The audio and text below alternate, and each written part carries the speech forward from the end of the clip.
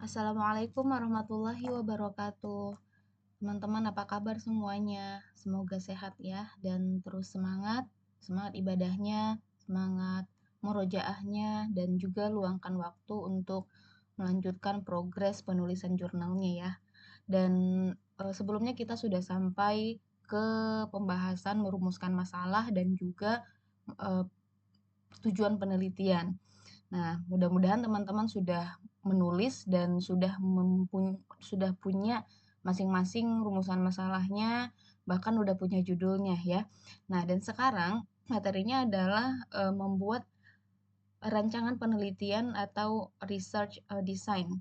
Nah, ini di mana dalam rancangan penelitian ini teman-teman nanti membuat kerangka penelitian ya secara sistematis, dibuat secara terorganisir, yang efisien, mencakup metode, mencakup prosedur, ada strategi pengumpulan data dan lain sebagainya. Nah, ini dibuat di rancangan penelitian ini. Agar apa? Agar teman-teman memiliki gambaran tentang apa yang akan ditulis dalam jurnal nanti. Ya, jadi memastikan bahwa penelitian yang akan teman-teman lakukan ini bisa diselesaikan secara sistematis, efisien, dan juga valid. Dan ada bahan-bahannya gitu, ada referensi yang membahas tentang itu. Nah, ini adalah contoh rancangan penelitian atau research design dari Ustazah.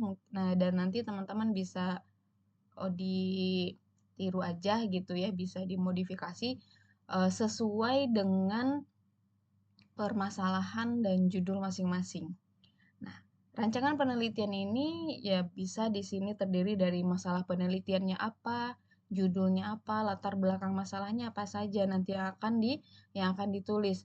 Kemudian rumusan masalah penelitiannya apa, tujuan penelitiannya, landasan teori, metodologi penelitian yang digunakan nanti dalam jurnal itu apa, dan tentunya isi serta pembahasan gitu. Dan terakhirnya nanti kesimpulan.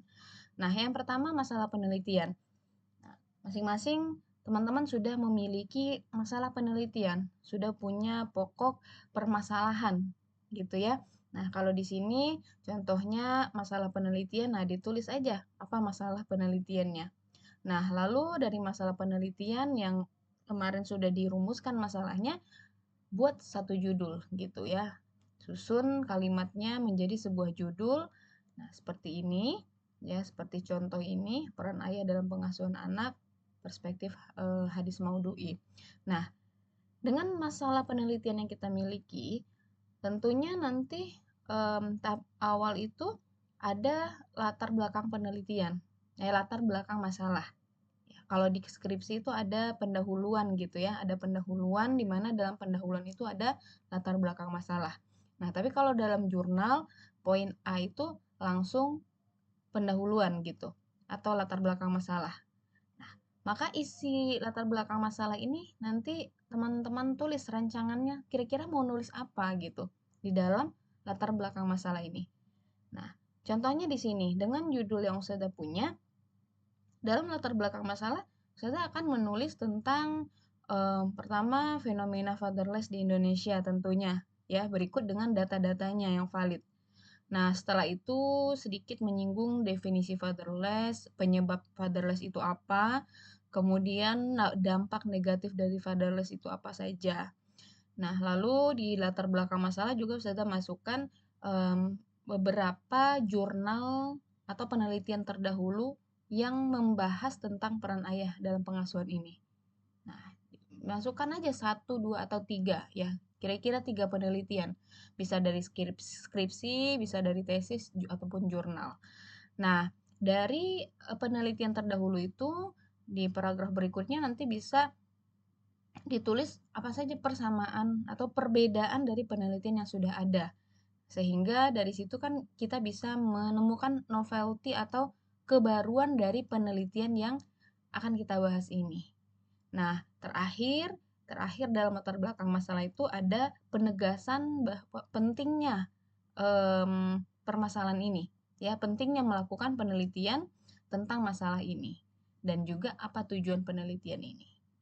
Ini ada di latar belakang masalah. Silahkan nanti kawan-kawan tulis rancangan apa saja yang mau ditulis di latar belakang masalah. Nah, kalau udah ada rancangannya, udah ada desainnya, nanti tinggal mencari bahannya aja. Tinggal nyari referensinya aja. Misalnya di paragraf 1 ini Ustazah mau nulis tentang fenomena fatherless di Indonesia.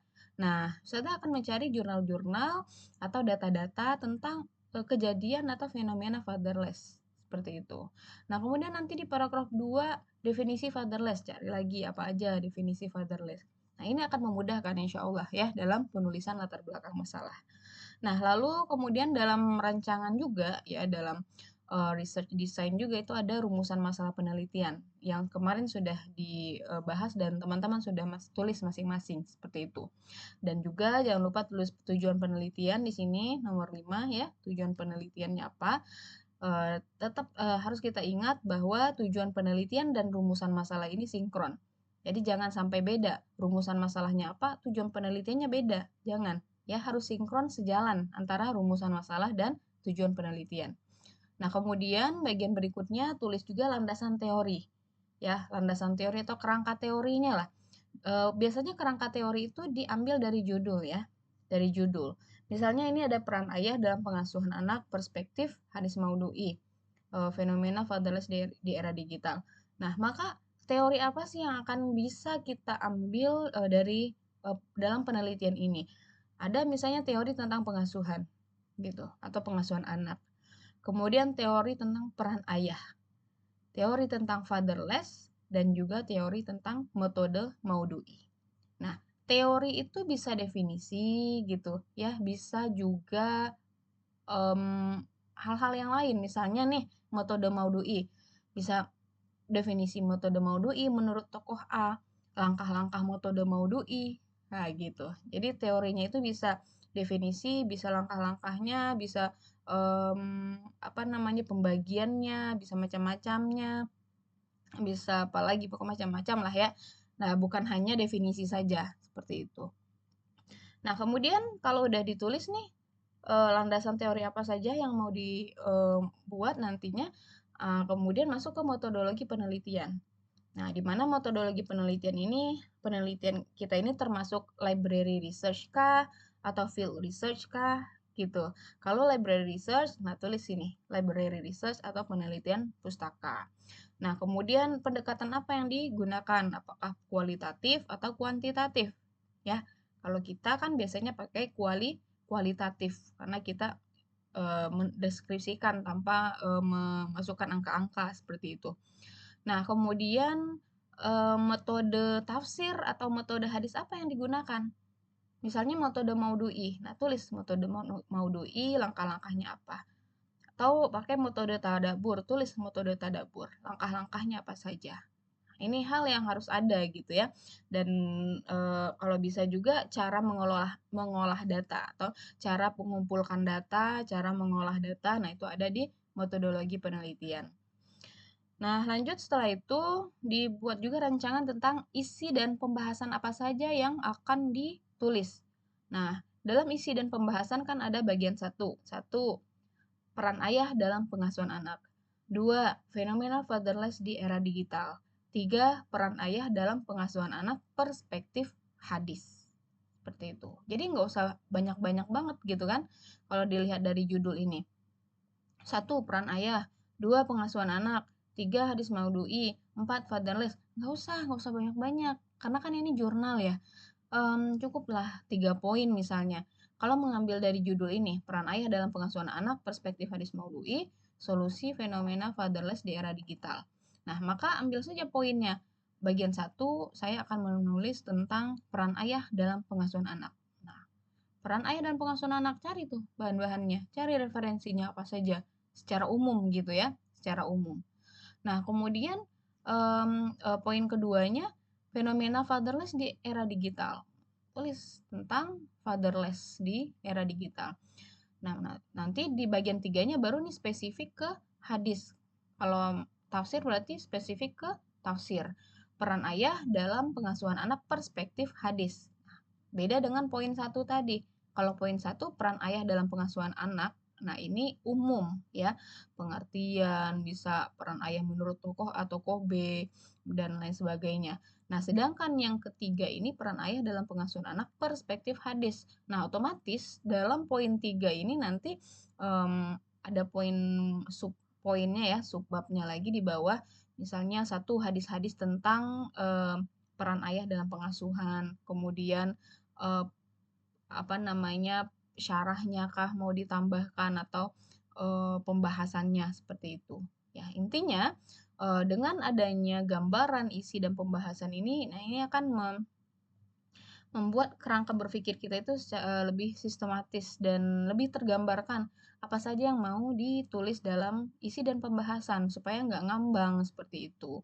Nah, jadi ini saja ya teman-teman untuk rancangan penelitian atau research design. Nah, insya Allah mudah, tinggal dicoret-coret saja berdasarkan topik masalah dan judul yang teman-teman sudah miliki.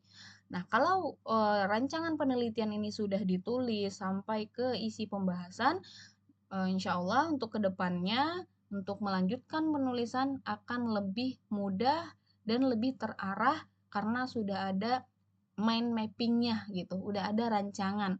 Ibarat kita membangun rumah gitu ya, udah ada rancangan rumahnya kan lebih lebih enak gitu, lebih mudah kita membangun rumahnya daripada, kita membangun rumah tapi nggak ada rancangan, nggak ada gambaran mau bangunnya seperti apa gitu kan. Kalau menulis ini pun juga sama, kalau nggak ada rancangan kita juga kadang bingung gitu, apa yang mau ditulis. Tapi dengan ada rancangan, insya Allah akan lebih mudah dalam melakukan penulisan jurnal. Gitu aja teman-teman semuanya. Selamat mencoba untuk membuat rancangan penelitian sesuai dengan topiknya masing-masing. Tetap semangat, insya Allah teman-teman pasti bisa. Allahu yusahilu kunna jami'an. Itu saja dari Ustazah. Assalamualaikum warahmatullahi wabarakatuh.